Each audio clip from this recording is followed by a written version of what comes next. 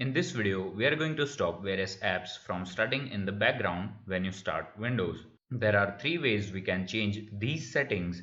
The first obvious place is Task Manager. Go to the Startup tab and disable what you think is unnecessary. You should keep softwares like Logitech G Hub and Vanguard for Valorant enabled for your needs though. This was the first step, but more often than not, there will be programs that run on startup but aren't displayed here. This is fairly simple and brings me to our second step. Press start and type msconfig and press enter. In the window that appears, go to the services tab and select hide all Microsoft services because you don't want to disable any of them. Then from whatever remains, you can deselect whatever services are unnecessary for you on startup. Click apply and then OK. You will need to reboot for these changes to take place. Also, you don't need to change them every single time you start up your laptop or PC. But sometimes the app that you are looking for to disable on startup might not show up in either place. For example, Adobe's update services and RTX Voice don't show up in either place.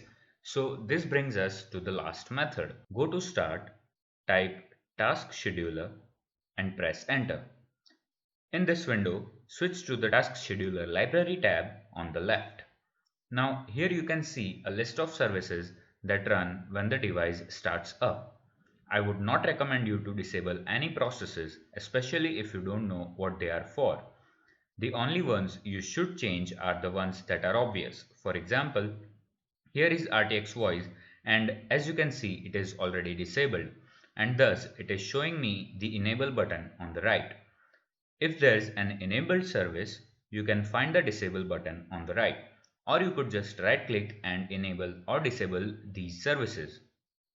So here you are having disabled all the unnecessary clutter from your Windows 10 and this should now free up resources on your system when you first boot it up without having to use any third-party application to do so.